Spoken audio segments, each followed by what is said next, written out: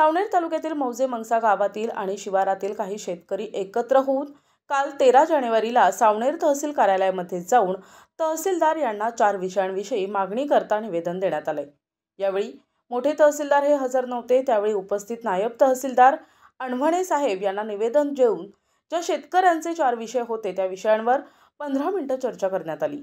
संत्री, मोसंबी, फळगळतीचं क्षेत्र कमी वर्गविल्याबाबत, मंगसा गावातील अतिक्रमण करणाऱ्यांना पट्टे वाटप करणे, मंगसा गावातील खुरसगाव येथे असलेले रेशन दुकान मंगसा गावात रेग्युलर करण्याबाबत, ई-पीक पाहणी अंतर्गत मौजा मंगसा येथील रब्बी हंगामातील पीक नोंद होत नसल्याबाबतचे निवेदन दिले होते। त्यावेळी मंगसा गावातील सरपंच, माजी सरपंच तसेच अनेक शेतकरी उपस्थित होते।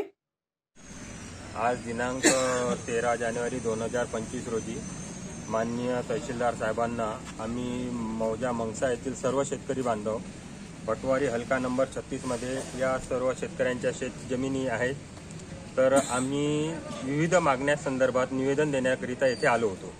त्यामध्ये आमची सगळ्यात महत्त्वाची मागणी ही होती की पटवारी हलका नंबर 36 यामध्ये जे काही गावं समाविष्ट आहे त्या संपूर्ण गावामध्ये संत्रा आणि मोसंबी फळगडीच्या संदर्भात मागे जो सर्वे झाला होता त्या सर्वेक्षणानुसार आमच्या सगळ्यांचे पिकाचे क्षेत्र कमी दर्शवले आहे, त्यामुळे आम्हाला कमी मुआवजा मिळेल, तर त्याबद्दल मागणी होती। त्यानंतर दुसरा आमचा विषय होता की मौजा मंगसा येथे अतिक्रमण धारकांना पट्टे वाटप करण्याकरिता आम्ही निवेदन सादर केले आहे, परंतु त्यांना अजूनही समाधान मिळाले नाही, तर त्याबद्दल एक मागणी होती।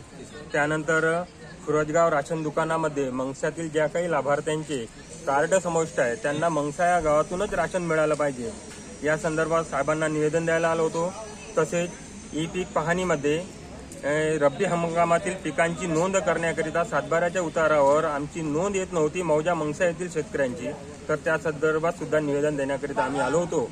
धन्यवाद। प्रतिनिधी मंगेश उराडे, NTV न्यूज, नागपूर।